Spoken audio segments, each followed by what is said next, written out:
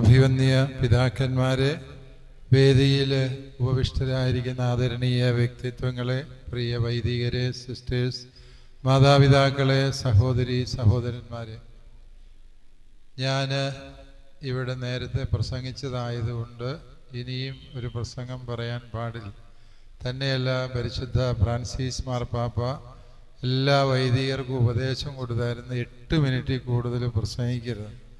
ഞാൻ നേരത്തെ 13 മിനിറ്റ് പ്രസംഗിച്ചു, അതുകൊണ്ട് 5 മിനിറ്റ് അധികമാണ്.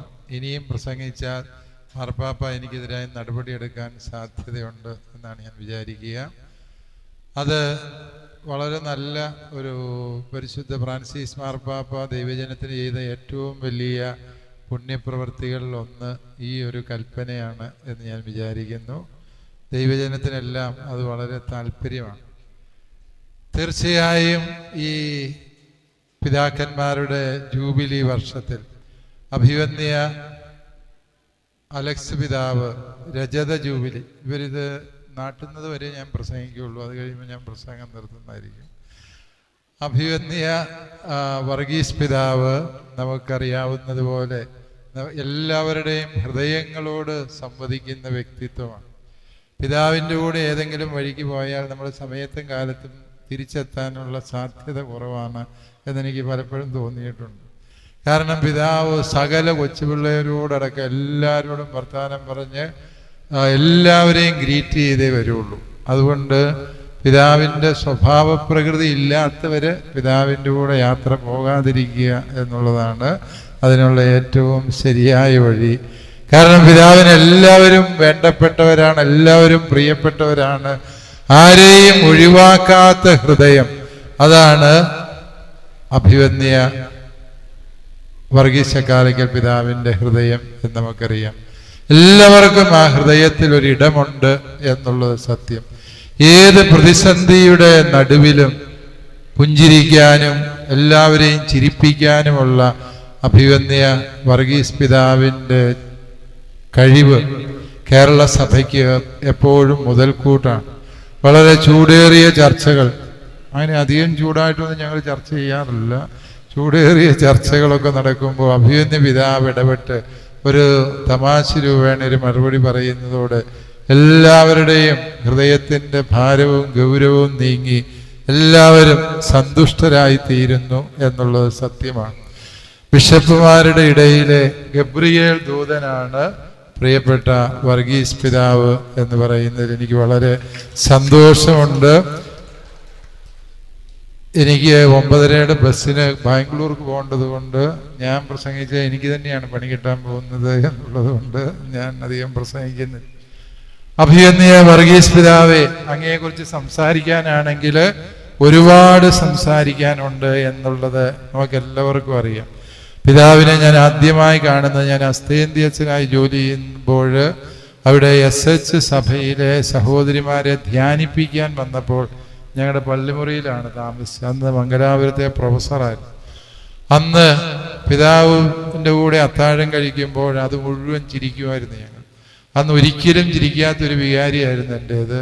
പക്ഷെ ആ വികാരിച്ചൻ പോലും സർവ്വതും മറന്ന് ചിരിക്കുന്നത് അന്നത്തെ വർഗീസ് അച്ഛൻ്റെ തമാശകൾ കേൾക്കുമ്പോഴായിരുന്നു എന്ന് ഞാൻ ഓർക്കുന്നു.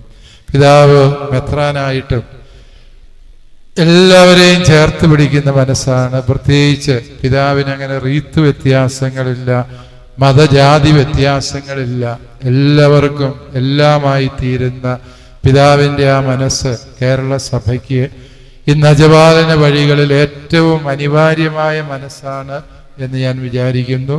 പ്രിയപ്പെട്ട വർഗീസ് പിതാവെ, രജത ജൂബിലിയുടെ നിറവിലെത്തിയിരിക്കുന്ന അങ്ങേക്ക് എല്ലാ മംഗളങ്ങളും ഹൃദയപൂർവ്വം ആശംസിക്കുന്നു.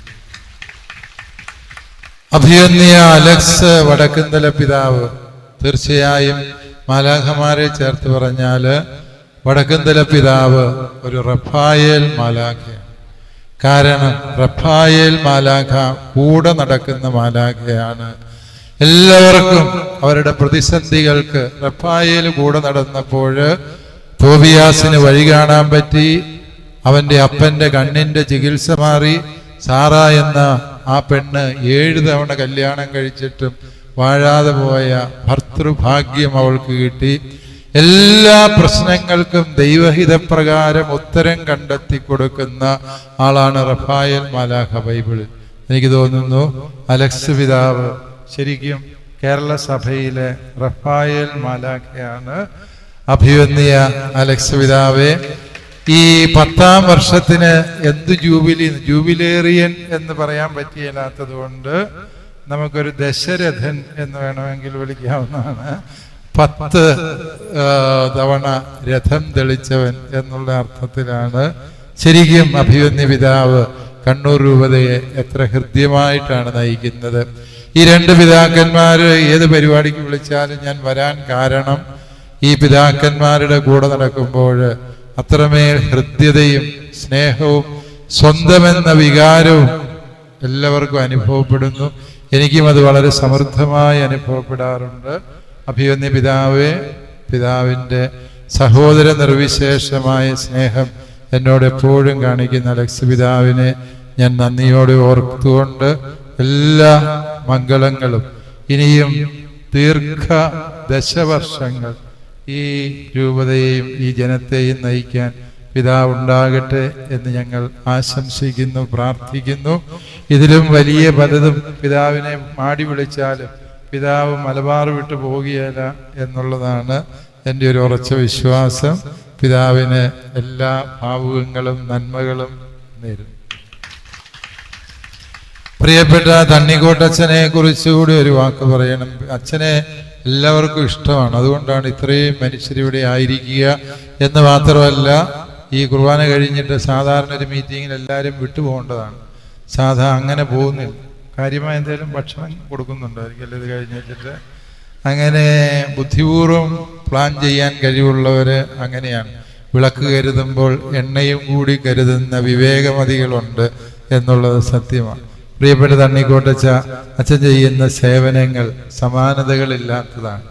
ആത്മീയതയുടെ ആഴവും സാമൂഹിക ബോധത്തിൻ്റെയും ദൈവജനത്തോടുള്ള പ്രതിബദ്ധതയുടെ ആധികാരികതയും ചേർന്നപ്പോൾ അച്ഛൻ്റെ അജപാലനം ഏറെ മാതൃകാപരമായി തീർന്നു. അച്ഛനിലൂടെ ദൈവം ചെയ്യുന്ന എല്ലാ വലിയ കാര്യങ്ങളും ഈ ദേശത്തിനും തിരുസഭയ്ക്കും മുഴുവനും അനുഗ്രഹമായി തീരട്ടെ എന്ന ആശംസയോടെ അച്ഛനും ഈ MMIC സന്യാസ സമൂഹത്തിലെ എല്ലാ അംഗങ്ങൾക്കും നിങ്ങളുടെ പിറന്നാൾ മംഗളങ്ങൾ സ്നേഹപൂർവ്വം ആശംസിക്കുന്നു.